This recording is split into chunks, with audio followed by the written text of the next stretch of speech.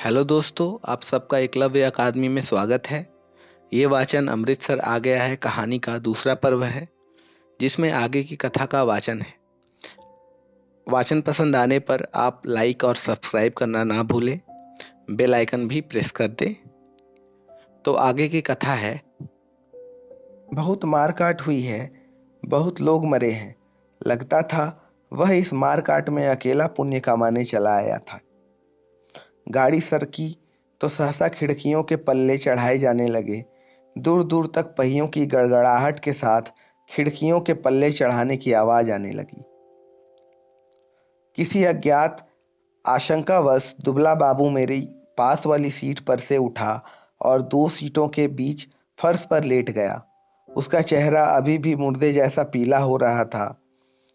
इस पर बर्थ पर बैठा पठान उसकी ठिठोली करने लगा।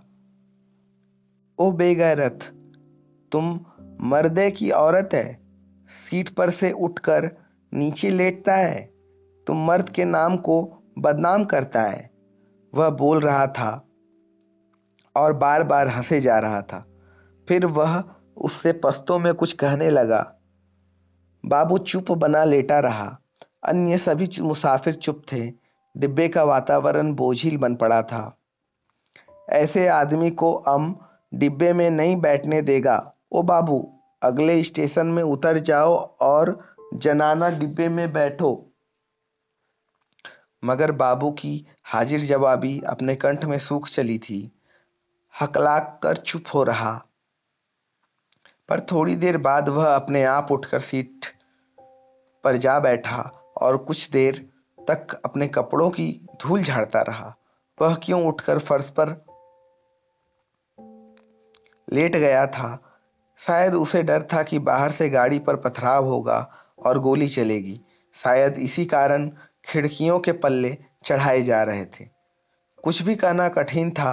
मुमकिन है किसी एक मुसाफिर ने किसी कारण से खिड़की का पल्ला चढ़ाया हो। उसकी देखा देखी बिना सोचे समझे धड़ाधड़ खिड़कियों के पल्ले चढ़ाए जाने लगे थे। बोझिल अनिश्चित से वातावरण में सफर कटने लगा। रात गहराने लगी थी। डिब्बे के मुसाफिर स्तब्ध और शंकित ज्यों के त्यों बैठे थे। कभी गाड़ी की रफ्तार सहसा टूट कर धीमी पड़ जाती तो लोग एक दूसरे की ओर देखने लगते। कभी रास्ते में ही रुक जाती तो डिब्बे के अंदर का सन्नाटा और भी गहरा हो उठता। केवल पठान निश्चित बैठे थे। हाँ, उन्होंने भी बतियाना छोड़ दिया था, क्योंकि उनकी बातचीत में कोई भी शामिल होने वाला नहीं था। धीरे धीरे पठान ऊँघने लगे, जबकि अन्य मुसाफिर फटी फटी आंखों से शून्य में देखे जा रहे थे। बुढ़िया मुंह सिर लपेटे टांगे सीट पर चढ़ाए बैठी बैठी सो गई थी। ऊपर वाली बर्थ पर एक पठान ने अधलेटे ही कुर्ते की जेब में से काले मनकों की तस्बीह निकाल ली और उसे धीरे धीरे हाथ से चलाने लगा। खिड़की के बाहर आकाश में चांद निकल आया और चांदनी में बाहर की दुनिया और भी अनिश्चित और भी अधिक रहस्यमयी हो उठी। किसी किसी वक्त दूर किसी ओर आग के शोले उठते नजर आते। कोई नगर जल रहा था। गाड़ी किसी वक्त चिंगाड़ती हुई आगे बढ़ने लगती, फिर किसी वक्त उसकी रफ्तार धीमी पड़ जाती और मीलों तक धीमी रफ्तार से ही चलती रहती। सहसा दुबला बाबू खिड़की में से बाहर देखकर ऊंची आवाज में बोला, हरबंस पूरा निकल गया है। उसकी आवाज में उत्तेजना थी। वह जैसे चीख कर बोला था। डिब्बे के सभी लोग उसकी आवाज सुनकर चौंक गए। उसी वक्त डिब्बे के अधिकांश मुसाफिरों ने मानो उसकी आवाज को ही सुनकर करवट बदली। ओ बाबू, चिल्लाता क्यों है? तस्बीह वाला पठान चौंक कर बोला। इधर उतरेगा तुम? जंजीर खींचूं? और खी खी करके हंस दिया। जाहिर है कि वह हरबंसपुरा की स्थिति से अथवा उसके नाम से अनभिज्ञ था। बाबू ने कोई उत्तर नहीं दिया, केवल सिर हिला दिया और एक आध बार पठान की ओर देखकर फिर खिड़की की ओर बाहर झांकने लगा। डिब्बे में फिर मौन छा गया। तभी इंजन ने सीटी दी और उसकी एक रस रफ्तार टूट गई। थोड़ी ही देर बाद खटाक का शब्द भी हुआ। शायद गाड़ी ने लाइन बदली थी। बाबू ने झांक कर उस दिशा में देखा। जिस ओर गाड़ी बढ़ी जा रही थी। शहर आ गया है, वह फिर ऊंची आवाज में चिल्लाया। अमृतसर आ गया है, उसने फिर से कहा और उछलकर खड़ा हो गया और ऊपर वाली बर्थ पर लेटे पठानों को संबोधित करके चिल्लाया, ओबे पठान के बच्चे, नीचे उतर तेरी माँ की, नीचे उतर, तेरी उस पठान बनाने वाले की मैं। बाबू चिल्लाने लगा और चीख चीख कर गालियां बकने लगा था। तस्बीह वाले पठान ने करवट बदली और बाबू की ओर देखकर बोला, ओ क्या है बाबू, हमको कुछ बोला? बाबू को उत्तेजित देखकर अन्य मुसाफिर भी उठ बैठे। नीचे उतर, तेरी मैं, हिंदू औरत को लात मारता है, हरामजादे, तेरी उस। ओ बाबू, बक बकर नहीं करो, ओ अजीर के तुख्म, गाली मत बको, हमने बोल दिया, हम तुम्हारा जबान खींच लेगा। गाली देता है? बाबू चिल्लाया और उछलकर सीट पर चढ़ गया। वह सिर से पांव तक कांप रहा था। बस बस, सरदार जी बोले, यह लड़ने की जगह नहीं है, थोड़ी देर का सफर बाकी है, आराम से बैठो। तेरी मैं लात ना तोड़ू तो कहना, गाड़ी तेरे बाप की है? बाबू चिल्लाया। ओ, हमने क्या बोला, सभी लोग उसको निकालता था, हमने भी निकाला, ये इधर हमको गाली देता है, हम इसका जबान खींच लेगा। बुढ़िया बीच में फिर से बोल उठी। वे जिन जोगियों, आराम नाल बैठो, वे रब दिए बंदेयों, कुछ होश करो।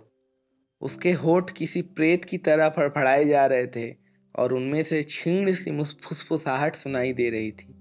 बाबू चिल्लाए जा रहा था, अपने घर में शेर बनता था, अब बोल, तेरी मैं उस पठान बनाने वाले की। तभी गाड़ी अमृतसर के प्लेटफॉर्म पर रुकी।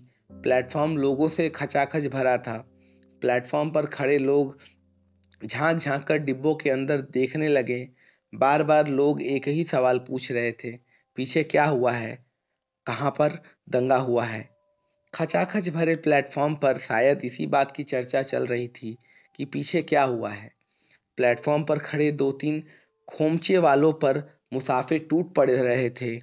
सभी को सहसा भूख और प्यास परेशान करने लगी थी।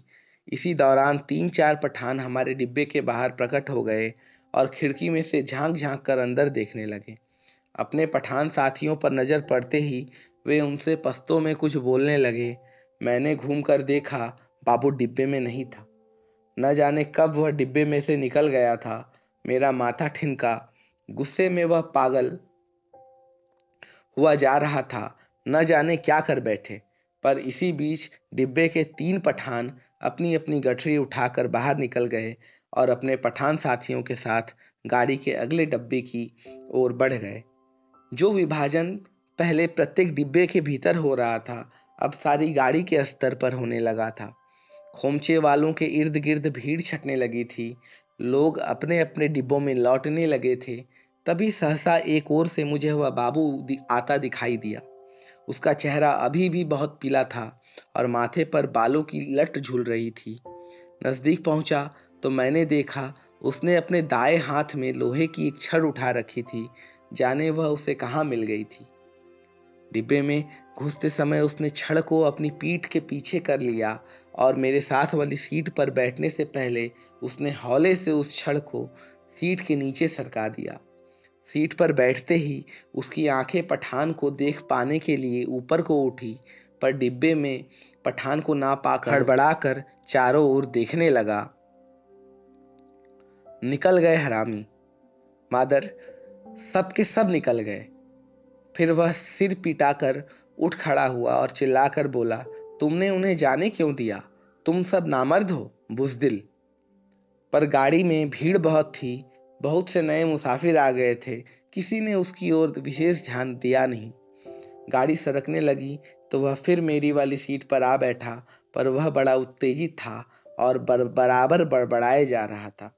धीरे धीरे हिचकौली खाती गाड़ी आगे बढ़ने लगी। डिब्बे में पुराने मुसाफिरों ने भरपेट पूड़ियाँ खा ली थी और पानी पी लिया था और गाड़ी उस इलाके में आगे बढ़ने लगी थी जहां उनके जाल माल को खतरा नहीं था। नए मुसाफिर बतिया रहे थे। धीरे धीरे गाड़ी फिर समतल गति से चलने लगी थी। कुछ ही देर बाद लोग ऊँघने भी लगे थे, मगर बाबू अभी भी फटी-फटी आँखों से सामने की ओर देखे जा रहा था। बार-बार मुझसे पूछता कि पठान डिब्बे में से निकल कर किस ओर गए हैं। उसके सिर पर जुनून सवार था। गाड़ी के हिचकोलों में मैं खुद ऊँघने लगा था। डिब्बे में लेट पाने के लिए जगह नहीं थी। बैठे-बैठे ही नींद में मेरा सिर कभी एक ओर को लुढ़क जाता, कभी दूसरी ओर को। किसी-किसी वक्त झटके से मेरी नींद टूटती और मुझे सामने की सीट पर अस्त-व्यस्त से पड़े सरदार जी के खर्राटे सुनाई देते। अमृतसर पहुंचने के बाद सरदार जी फिर से सामने वाली सीट पर टांगे पसार कर लेट गए थे। डिब्बे में तरह-तरह की आड़ी तिरछी मुद्राओं में मुसाफिर बैठे थे। उनकी विभत्स मुद्राओं को देखकर लगता डिब्बा लाशों से भरा है। पास बैठे बाबू पर नजर पड़ तो वह खिड़की के बाहर मुंह किए देख रहा होता, कभी दीवार से पीठ लगाए तन कर बैठा नजर आता। किसी किसी वक्त गाड़ी किसी स्टेशन पर रुकती तो पहियों की गड़गड़ाहट बंद होने पर निस्तब्धता सी छा जाती। तभी लगता जैसे प्लेटफॉर्म पर कुछ गिरा है, या जैसे कि कोई मुसाफिर गाड़ी में से उतरा है और मैं झटके से उठकर बैठ जाता। इसी तरह जब एक बार मेरी नींद टूटी तो गाड़ी की रफ्तार धीमी पड़ गई थी और डिब्बे में अंधेरा था। मैंने उसी तरह अधलेटे खिड़की में से बाहर देखा। दूर पीछे की ओर किसी स्टेशन के सिग्नल के लाल कुमकुमाते चमक रहे थे। स्पष्टतः गाड़ी कोई स्टेशन लांघ कर आई थी, पर अभी अभी तक उसने रफ्तार नहीं पकड़ी थी। डिब्बे के बाहर मुझे धीमे से अस्फुट स्वर सुनाई दिए। दूर ही एक धूमिल सा काला पुंज नजर आया। नींद की खुमारी में मेरी आंखें कुछ देर तक उसी पर लगी रही। फिर मैंने उसे समझ पाने का विचार छोड़ दिया। डिब्बे के अंदर अंधेरा था, बत्तियां बुझी हुई थीं, लेकिन बाहर लगता था पौ फटने वाली है। इसी के साथ इस कहानी को मैं विराम दूंगा। आगे की कथा का वाचन तीसरे पर्व में उपलब्ध होगा। वाचन पसंद आए तो लाइक और सब्सक्राइब जरूर कर दें और बेल आइकन भी प्रेस कर दें। धन्यवाद।